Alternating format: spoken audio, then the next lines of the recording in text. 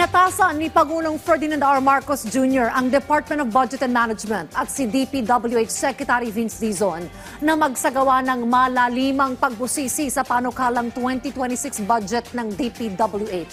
Yan ang ulat ni Kenneth Pasyente.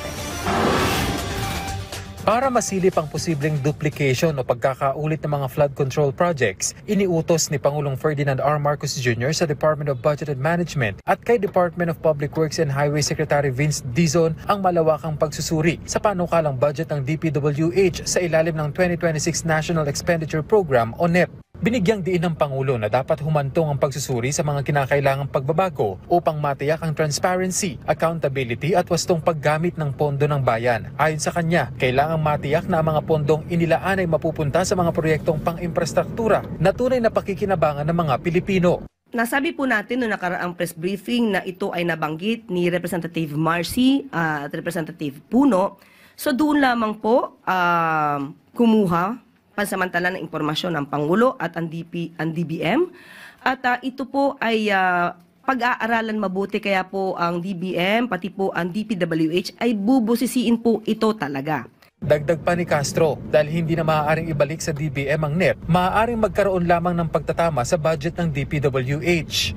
Kung totoo bang nagkaroon ng mga duplication, nagkaroon ng insertion, dapat po kasi matanggal ito through errata.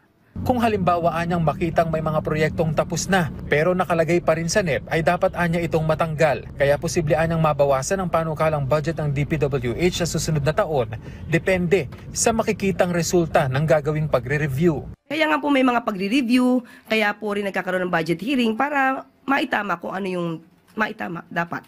So if ever there will be a reduction in the proposed NEP, sa DPWH lang po?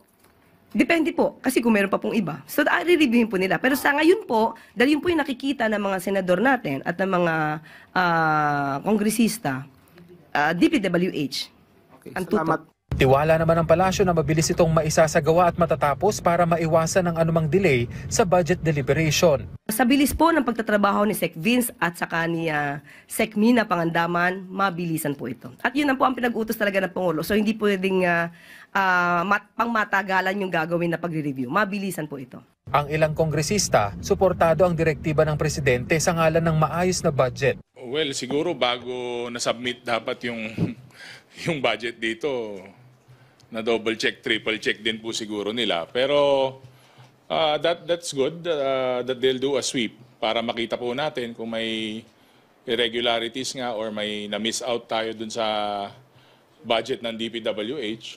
Si DS Puno, meron talaga siyang nakita, sina Congressman Teodoro, may nakita silang nag-uulit hindi ba, na mga line items. And ang totoo, the burden of this particular review is on DPWH and on the DBM. So, okay, pag-aralan ho nila, walang problema.